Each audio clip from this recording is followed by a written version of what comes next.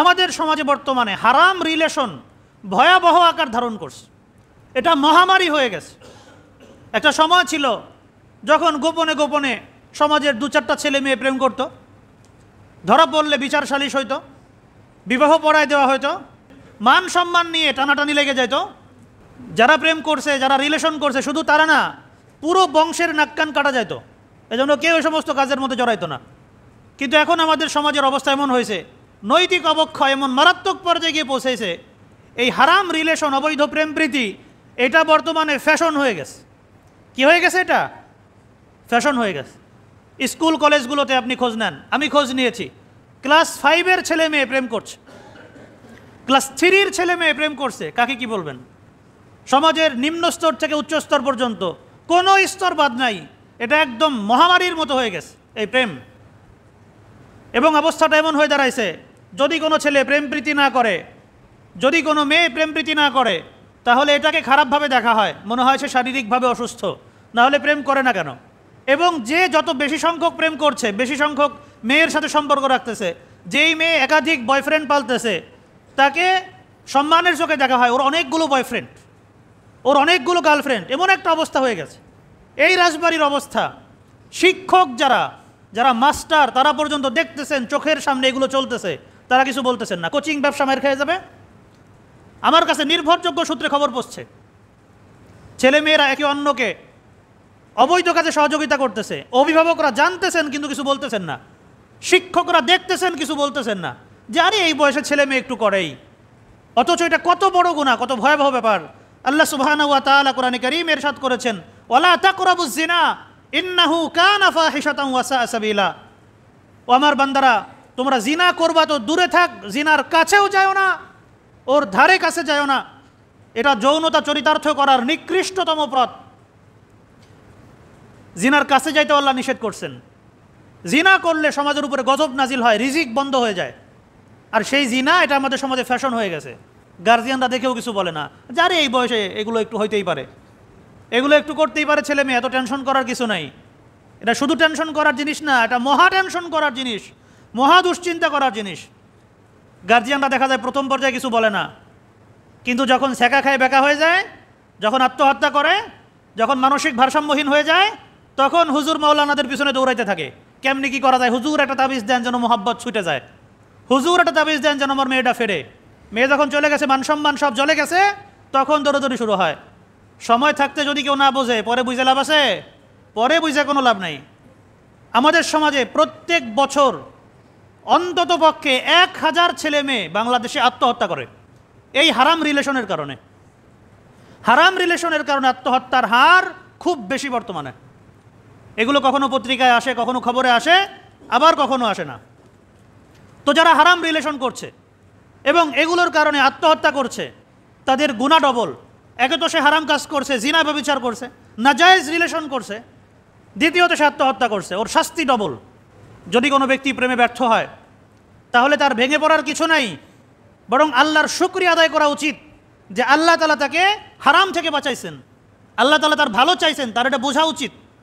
কিন্তু দেখা যায় ওই যে ঘুমের বড়ি কতগুলো খায় মরে যাচ্ছে, নিজের হাত পা কাটতেছে, হাত পা কেটে নানান কিছু লেখে, নিজের রক্ত দিয়ে চিঠি লেখে, ব্রিজের উপর গিয়ে লাইভে আত্মহত্যা করে, লাইভে ফ্যানের সাথে ঝুলে আত্মহত্যা করে, ছেলেরা করে, মেয়েরাও করে।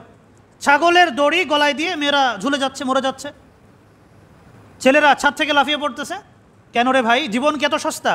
আল্লাহ তাআলা একটা জীবন দিলেন, এই জীবনটার উপরেই তো আখিরাতের অনন্ত জীবন নির্ভর করতেছে। একটা মেয়ের জন্য, হারাম রিলেশনের জন্য, অথবা হারাম রিলেশন একটা ছেলের সাথে, ওই ছেলেকে পাওয়ার জন্য কেন জীবন দিতে হবে? কেন আত্মহত্যা দিতে হবে? তুমি কোরআনে কারীম পড়ো, আলেম ওলামার কাছে আসো, তবলিগে চলে যাও, দ্বীনের পথে আসো। জগতে কি ছেলে মেয়ের অভাব পড়ছে? মেয়ের অভাব জগতে, ছেলের অভাব জগতে। তাহলে কেন এই চিন্তা মাথার মধ্যে আসে যে ওকে ছাড়া আমি বাঁচবো না? আসলে সবাই সবাইকে ছাড়া বাঁচে। ওকে ছাড়া আমি বাঁচবো না, ওই ছেলে ছাড়া বাঁচবো না, ওই মেয়ে ছাড়া বাঁচবো না, এগুলো ডাহা মিথ্যা কথা। কয়দিন গেলে ঠিকই বাঁচে এবং খুব ভালোভাবে বাঁচে। এজন্য এগুলো নিয়ে চিন্তা করার কিছু নাই।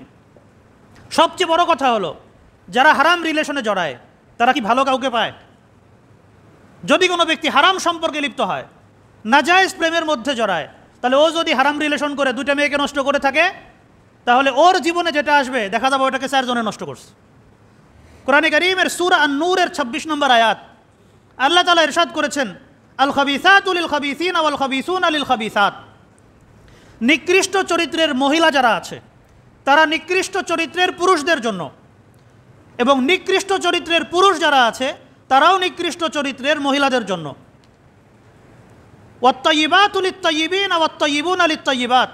এবং যারা ভালো মহিলা আছে, যারা নিজেদের চরিত্রকে হেফাজত করে, যারা নিজেদেরকে ভালো রাখে, তারা ভালো পুরুষদের জন্য, এবং ভালো পুরুষ যারা আছে তারাও ভালো মহিলার জন্য। তাহলে আমি যদি ভালো একজনকে জীবনসঙ্গী হিসাবে পেতে চাই, তাহলে আমাকে ভালো থাকতে হবে, হারাম রিলেশন থেকে বাঁচতে হবে। যদি কোনো ব্যক্তি হারাম রিলেশনে জড়িয়ে যান, যদি কোনো ব্যক্তি অবৈধভাবে কোনো মেয়ের সাথে সম্পর্ক করেন, তাহলে কিছুতেই তিনি তার দাম্পত্য জীবনে ভালো কোনো মেয়ের আশা করতে পারেন না। যদি কোনো মেয়ে হারাম সম্পর্কে জড়ায়, তাহলে সে ভালো স্বামীর আশা করতে পারে না। এটা অসম্ভব, এটা অবাস্তব। আল্লাহ তাআলা সূরা আন-নূরের একদম শুরুর দিকে বলেছেন যে যারা ব্যভিচারী তারা ব্যভিচারিণীদেরকেই বিবাহ করে, আর যারা ব্যভিচারিণী তাদের বিবাহ ব্যভিচারীদের সাথেই হয়। এটা আল্লাহর ফয়সালা। এজন্য এই বিষয়গুলোতে আমাদেরকে সতর্ক হতে হবে। আরেকটা জরুরি বিষয় হলো, আমাদের অভিভাবক যারা আছেন তাদের দায়িত্ব কর্তব্য এক্ষেত্রে অনেক বেশি। কিন্তু আফসোসের বিষয় হলো, আমাদের অভিভাবক সমাজের ছেলে মেয়ের পড়াশোনা নিয়ে খুব মাথা ব্যথা থাকে যে আমার ছেলে কীভাবে পরীক্ষায় ভালো থেকে আরও ভালো ফলাফল করবে, আমার মেয়ে কীভাবে গোল্ডেন এ প্লাস পাবে, কীভাবে ভালো থেকে ভালো কলেজে ভর্তি হবে, এই ফিকির অভিভাবকদের খুব বেশি থাকে। কিন্তু আমার ছেলের, আমার মেয়ের চরিত্র কিভাবে হেফাজতে থাকে, আমার ছেলে বা আমার মেয়ে কিভাবে ফিতনা থেকে বাঁচতে পারে, হালালভাবে নিজেদের জীবনটাকে উপভোগ করতে পারে, ওই ফিকির আমাদের সমাজের কয়জন গার্জিয়ানের আছে, কয়জন অভিভাবকের আছে? অথচ এই জিনিসটা খুব জরুরি বিষয় ছিল। তো অভিভাবক যারা আছেন, ছেলে মেয়ে বড় হলে তাদের দায়িত্ব ছেলে মেয়েকে বিবাহ দিয়ে দেওয়া। হাদিসে পাকে এসেছে, আল্লাহ তাআলা যাকে সন্তান দান করলেন, আল্লাহ যাকে মেয়ে দিলেন, মেয়ের বয়স 12 হয়ে গেল, সে তার মেয়েকে বিবাহ দিল না, সে তার সন্তানকে বিবাহ দিল না, এরপর সেই সন্তান গুনাহে লিপ্ত হলো, তাহলে ওই গুনাহের দায় শুধু ওই সন্তানের উপর নয়, বরং তার অভিভাবকের উপরেও আসবে। অভিভাবককেও এই গুনার দায় বহন করতে হবে।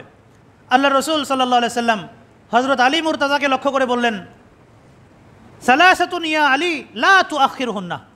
হে আলী, 3টা জিনিস এমন আছে যে ওই 3টা জিনিসে তুমি বিলম্ব করো না।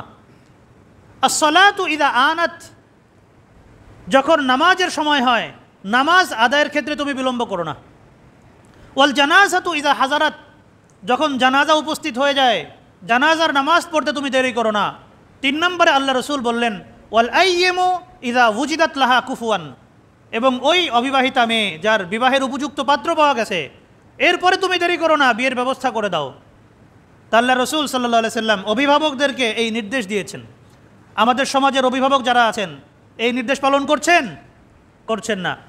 মেয়েদের বয়স বাড়তে বাড়তে 25-30 হয়ে যাচ্ছে, ছেলেদের বয়স 35-38 হয়ে যাচ্ছে, বিয়ের কোনো খবর নাই। তারা হারামে জড়িয়ে নানান ধরনের অকাম কুকাম করে বেড়াচ্ছে, গুনাহ করে বেড়াচ্ছে, অভিভাবকের কোনো খবর নাই। তারা চিন্তা করতেছেন যা করার করতে থাকুক, এখন বিয়ে শাদী করলে দায়িত্ব নিতে হবে, এটা সেটা নানান কিছু, ক্যারিয়ার করতে পারবে না, জীবনে প্রতিষ্ঠিত হতে পারবে না। তো জীবনে প্রতিষ্ঠিত হওয়া এটা বেশি জরুরি, নাকি গুনাহ থেকে বাঁচা, নিজের চরিত্রকে হেফাজত করা, জাহান্নাম থেকে বাঁচা, ওইটা বেশি জরুরি?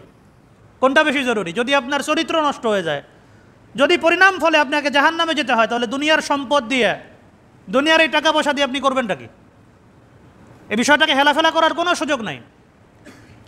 আমাদের ফরিদপুরের ঘটনা, একটা ছেলে ঢাকা বিশ্ববিদ্যালয়ে পড়তো, ছেলেটার বাবাও ডাক্তার, মাও ডাক্তার, একমাত্র সন্তান, আর কোনো বাচ্চা তাদের নাই। ওই যে সুখী জীবন, এক বাচ্চা নিছে, আর কোনো বাচ্চা নাই।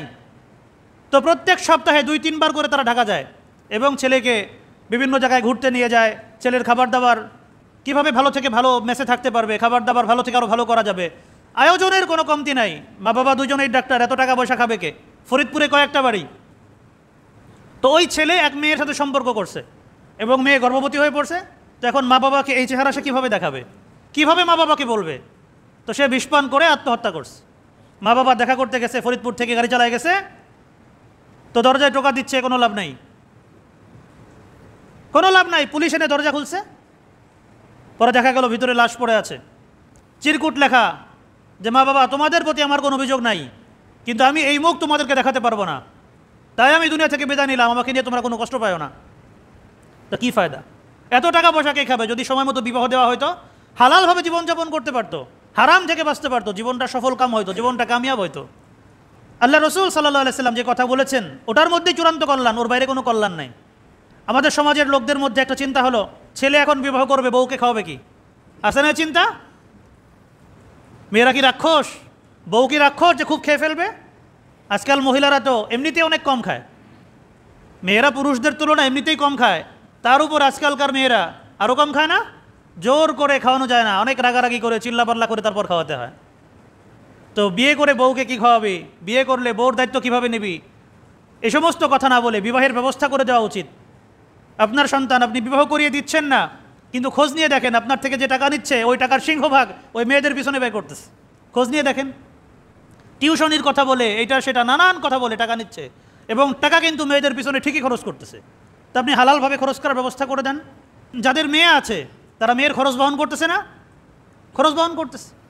তো ছেলের বাবা ছেলের খরচ বহন করতেছে, দুই পরিবার একজোট হয়ে বিবাহ দিয়ে দিক, ছেলের বাবা ছেলের খরচ বহন করতে থাকুক, মেয়ের বাবা মেয়ের খরচ বহন করতে থাকুক। যখন ছেলের উপার্জন হবে তখন সংসার করবে তারা একসাথে, তার আগ পর্যন্ত তাদের সম্পর্ক চলতে থাকুক। দুই পরিবার প্রধান দায়িত্ব নিলেই তো হয়, খুব সহজে হয়ে যেতে পারে এটা। আমাদের দেশে এটার প্রচলন নাই, মিশরে খুব ভালো প্রচলন আছে। তাদের ওই যে 15-16তে বিবাহ হয়ে যায়, এরপরে 2-4 বছর পরে 5 বছর পরে বাস তারা সংসার করতে শুরু করে। এর আগ পর্যন্ত মা বাবা উভয় পরিবারে যারা দায়িত্বশীল তারা দায়িত্ব নিতে থাকেন। তা আমাদের সমাজে পরকীয়া যেভাবে বেড়েছে, হারাম যেভাবে বেড়েছে, আমাদেরকেও এখন এই বিষয়গুলো নিয়ে ফিকির করতে হবে। আল্লাহ সুবহানাহু ওয়া তাআলা আমাদের সবাইকে পবিত্র জীবনের দিকে এগিয়ে যাওয়ার তৌফিক দান করেন, হারাম থেকে বাঁচার তৌফিক দান করুন। আমরা সকলে বলি আমিন।